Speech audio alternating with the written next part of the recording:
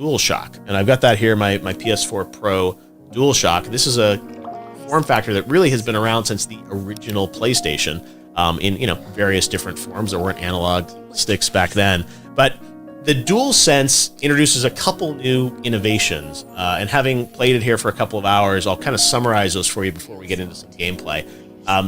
The big things that I've noticed are the adaptive triggers, the L2 and R2. So outside of the game environment, you just kind of pull these down like any controller. But when you're in a game, there's actually the possibility to create tension points or haptics inside of these adaptive triggers.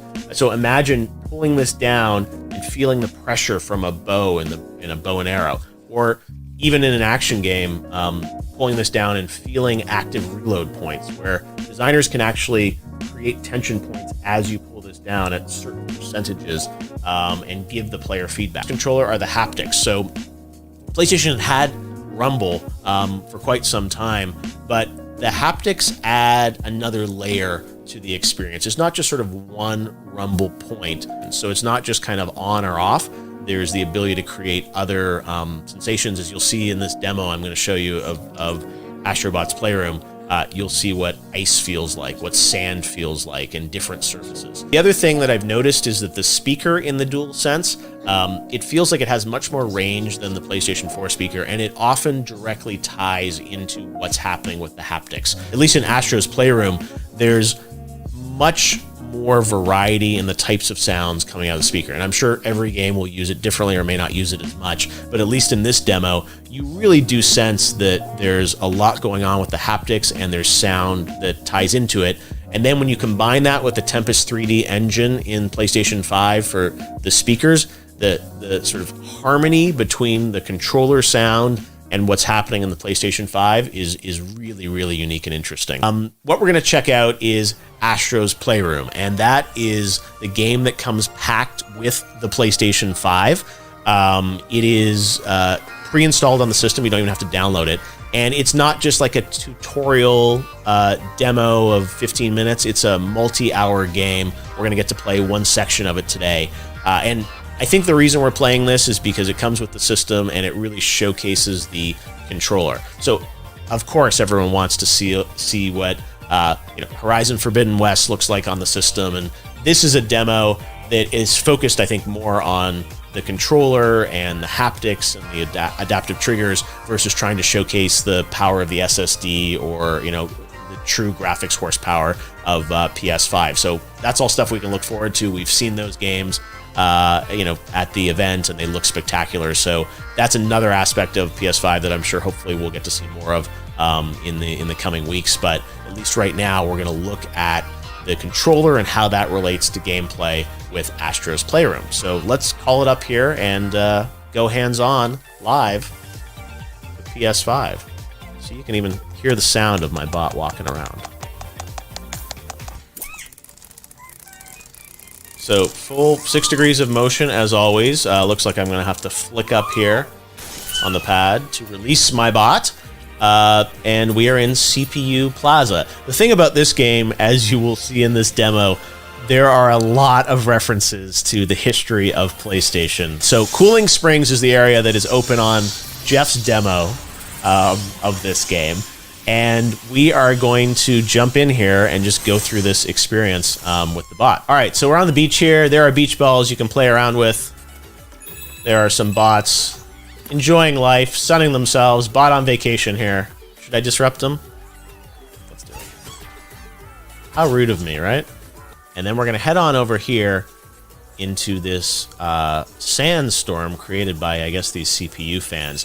And again, when you get into this environment, I'm static here, but you hear the crisp sounds of sand coming at you. There's a tension in the controller from going over this sand environment, and then you push further in. And here we are. And look! The rubber ducks are back! Remember the duck demos? PlayStation 3, I think that was? Rubber ducks? Alright, so I have this suit, and I'm going to push up on the controller to zip him up. This is the frog suit. And this frog suit shows off the adaptive controllers. So I'm going to move my controller left and right, and these adaptive triggers are really, really cool, and I've never felt something like this before in a console controller.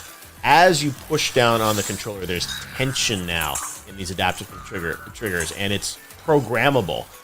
One thing that I think is really fun about this demo is it makes you think of how these technologies are going to be used in other games. So you think of Ratchet and Clank. I mean, obviously a lot of this gameplay similar in style to a Ratchet game. So you think of all those crazy graphics that we saw on the stream, but with this type of control and this kind of fun. So now we've made it to the frozen pool area of Cooling Springs.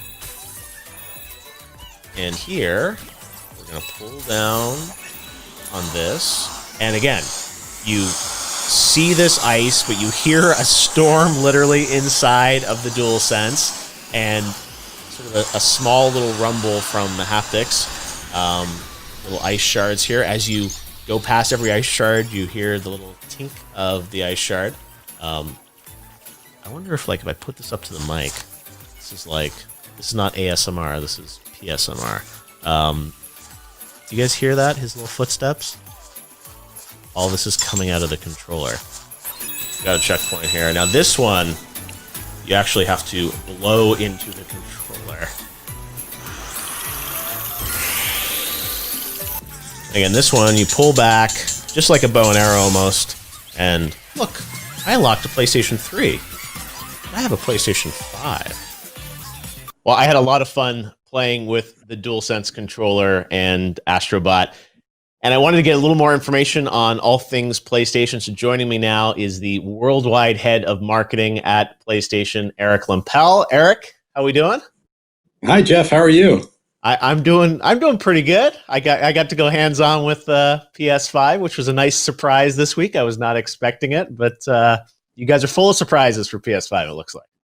Yeah, and you're one of the first to actually touch the DualSense outside of the company and the developers. I'd love to know what you think. This is a big thing for us. Gamers are very excited about PS5. I think we saw even this week there were rumors that pre-orders were happening and the Twitter lit up. I don't know where these rumors start, but I have to ask you, are you about to press the button now for pre-orders? When can we expect to get our PS5? No, definitely not now. We don't know what happened there. We had nothing to do with it. I got a message from someone saying people are lining up at stores, and we had no idea why. So I think it's safe to say, of your viewers, we'll let you know when pre-order will happen. We will let you know. It's not going to happen with a minute's notice. We're going to, at some point, let you know when you can pre-order a PlayStation 5.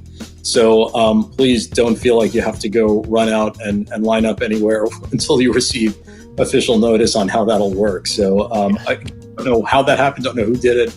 Wasn't us though. So well, but look, I mean, as a marketer, I'm sure it's great to see there's that much anticipation for your product.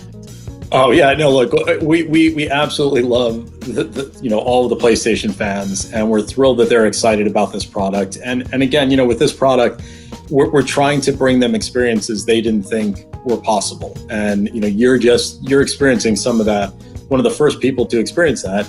I'm glad you had the experience that you did, because that's what we're hoping to get out of this. And unfortunately, given the current situation in the world, we would love to be out there having gamers start to touch the product. We would have done that in normal years. We can't do that. So it's really hard. I know a lot of people are watching this and they're going to really wonder, what are they talking about? They're going to be angry at me saying, why did he get one? Why did Jeff get to do it? But I think it's really hard to describe. I mean, you've heard us talk about this, but now you've gone through the experience and you can see it's different. One thing I wanted to ask you about, you and I have known each other for a long time, and I'm excited that you're in this worldwide role for PlayStation now to kind of unify the messaging around the world. And there was a new tagline for PlayStation that showed up in the event in June, which I think was the first time people had seen it. And can you maybe tell us a bit about this new kind of tagline, which is global for PlayStation? Certainly, and thanks for noticing that. That was actually the last bit of the show. That was the last thing you saw on the show, was this new line, which is "Play has no limit."